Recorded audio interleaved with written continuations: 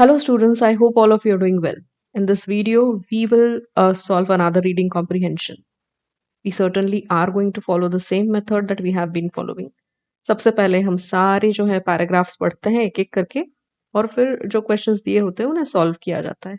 अब यहाँ पर पैराग्राफ्स पढ़ने का मतलब ये नहीं है कि उसे थरोली पढ़ना पड़ेगा, उसे थरोली नहीं पढ़ना है, हमें स्किम करना है, फास्ट क्विक रीडिंग करना है ताकि एक आइडिया मिल जाए हमें कि क्या-क्या इसमें कवर किया गया है। उसके बाद जब हम क्वेश्चंस पढ़ते हैं तो कीवर्ड्स अंडरलाइन करते हैं क्वेश्चंस में और वो कीवर्ड्स फाइंड आउट करने की कोशिश करते हैं जिन पैराग्राफ्स में जो हमने पढ़े हुए हैं। ठीक है? क्योंकि पढ़े हुए हैं ये paragraph so you will have an idea कि वो पर्टिकुलर कीवर्ड या उस पर्टिकुलर चीज के बारे में कहाँ बात की गई है इस पूरे पैसेज में। और इसीलिए हम पहले स्पीड रीडिंग करते हैं, स्किमिंग करते हैं। ठीक है? तो चलिए पहले स्किमिंग करते हैं फटाफट।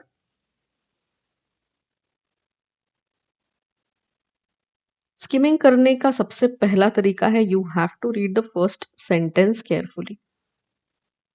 ठीक है, let's read this sentence carefully. The Indian government has consistently prioritised the development of education as means to drive economic and social progress. So क्या है, एजुकेशन के डेवलपमेंट पर काम किया गया है to drive economic and social progress. अब quickly हाँ गो थ्रू करते हैं इन सेंटेंसेस के भी। In recent years, initiatives strengthen both school higher education systems, Sarva Shiksha Abhiyan SSA, improving elementary education, rural marginalized communities, Rashtriya Madhyamik Shiksha Abhiyan, secondary education. Now, this is the last sentence which we must read in detail. Similarly, the Rashtriya Madhyamik Shiksha Abhiyan (RMSA) focuses on enhancing the quality of secondary education and ensuring universal access to it. Right, secondary education. And Sarva Shiksha Abhiyan has focused more on rural and marginalized communities for elementary education. Right, this is what their purpose has been.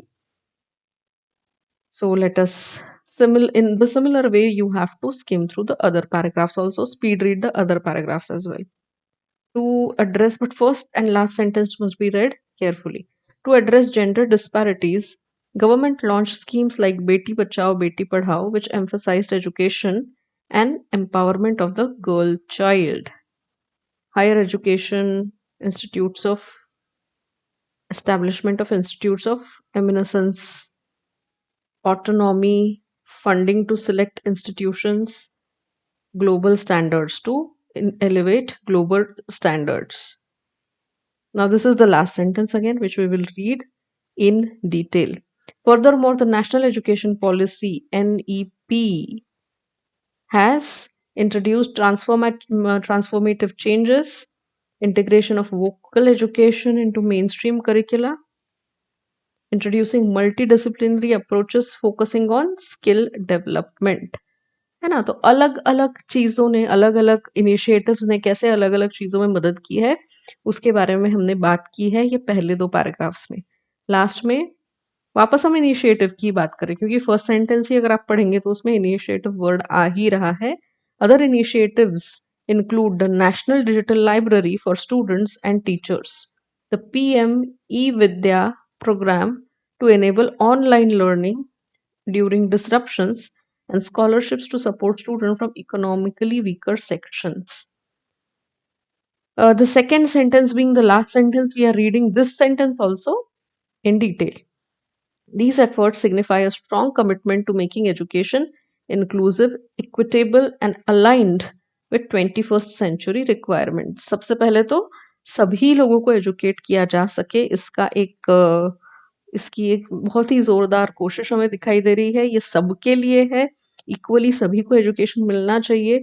इसकी तरफ भी जोर से कोशिशें जारी है, जोरों की कोशिशें जारी है। और तीसरा मतलब it is very well aligned with 21st century requirements. अब भी क्या ज़रूरत है हमको मार्केट में, इंडस्ट्री किस तरीके के वर्कर्स रिक्वायर करती है, प्रोफेशनल्स रिक्वायर करती है, उन सब चीज़ों को ध्यान में रखते हुए ये सारे इनिशिएटिव्स हैं, right? So this is the core idea of this entire passage. अब देखते हैं क्वेश्चंस क्या कह रहे हैं। अब ये फैक्ट बेस्ड क्वेश्चन है पहला हमारा। What is the primary objective, fact based नहीं कह सकते लेकिन मेन आइडिया बेस्ड है ना। Primary objective of serve Shiksha Abhiyan SSA। अभी SSA हमको कहाँ दिखाई दे रहा है पूरे पैराग्राफ में, इसे स्कैन करते हैं। ओके, स्कैन करना मतलब किसी पर्टिकुलर वर्ड को ढूंढना। SSA सर्व शिक्षा अभियान तो शुरुआत में ही पढ़ा था, ये रहा है ना, सर्व Shiksha Abhiyan SSA instrumental in improving access to elementary education particularly in rural and marginalised communities. ठीक है, तो ये मेन है SSA का ऑब्जेक्टिव। अब हायर एजुकेशन प्रमोट कर रहा है क्या? नहीं। Improving access to elementary education, हाँ ये तो जरूर कर रहा है। प्रोवाइडिंग स्कॉलरशिप्स टू स्टूडेंट्स, नहीं ये मेन ऑब्जेक्टिव नहीं है।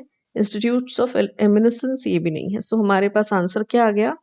बी, करेक्ट, क्योंकि इसी के बारे में बात की गई है। ऐसे मतलब SSA इसी के लिए मेन चलाया गया है इनिशिएटिव, राइट।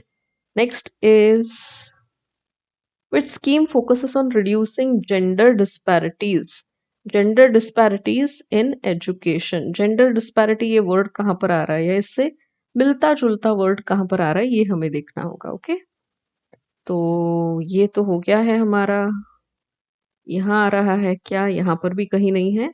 अब देखते हैं, to address gender disparities the government launch schemes like Beti Bachao and Beti Padhao. So gender disparity को दूर करने के लिए कौन सा इनिशिएटिव लिया गया है?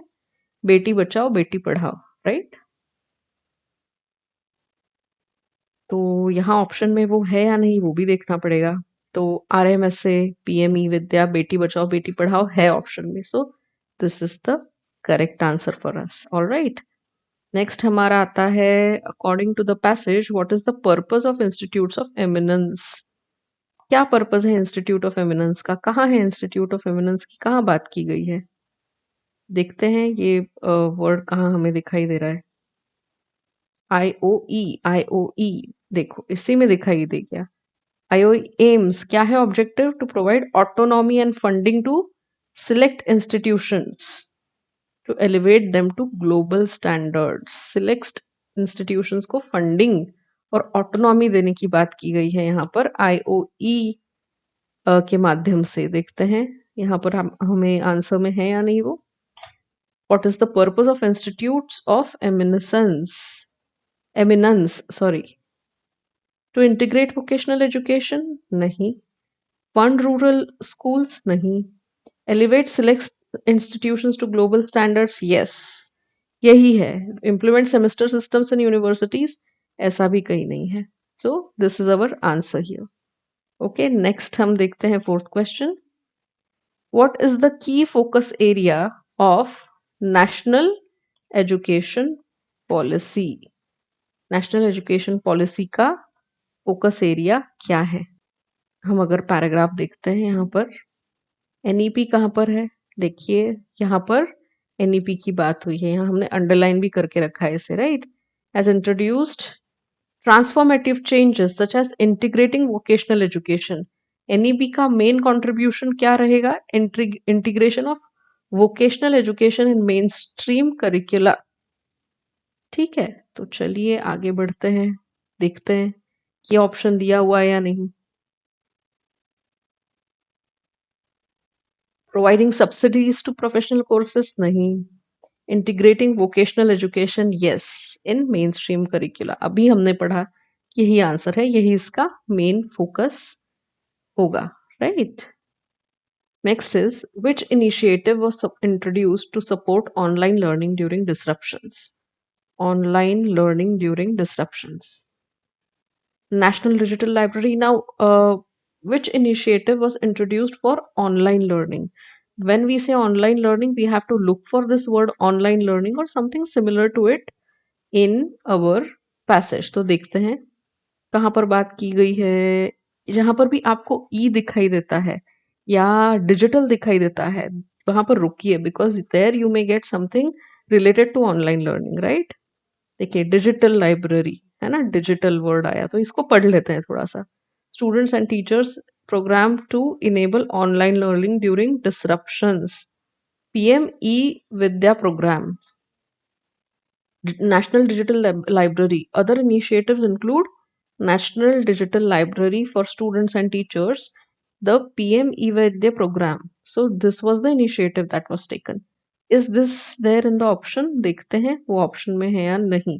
हमें जैसे ही अब देखिए, जरूरी नहीं है कि आपको वही वर्ड हमेशा मिले, उससे कोई मिलता जुलता या उससे कोई सिमिलर वर्ड भी मिल सकता है, and you have to really read that particular thing in detail to understand कि सच में ये वर्ड है या नहीं. ओके, सो एक दो बार आपका मिस भी हो सकता है, but keep on doing this and keep this practice. Okay, so that whenever you are scanning, you are not just looking for that exact word, but are open to find out words which are similar or phrases that basically have the crux of that phrase that you're looking for, right? That will help you. तो यहाँ पर बात कर रहे हैं हम online learning during disruptions, है ना, कौन सा इनिशिएटिव है. तो नेशनल डिजिटल लाइब्रेरी, पीएम ई वैद्य. नेशनल डिजिटल लाइब्रेरी वो इनिशिएटिव है जो लिया गया है, और पीएम ई वैद्य वो प्रोग्राम है. यहाँ पर हमें किसकी बात की गई है, किसकी बात पूछी गई है? इनिशिएटिव की. तो आंसर क्या आना चाहिए? National digital library. I hope guys you have understood कि किस तरीके से हमें रीडिंग कॉम्प्रीहेंशंस को सॉल्व करना है. ठीक है, so keep practising, and next video में हम और रीडिंग कॉम्प्रीहेंशन सॉल्व करेंगे, so that we become really better and refined while solving reading comprehension. हमारा comprehension और refine होता चला जाए और easily हमें answers मिलते चले जाए, right? See you in the next video.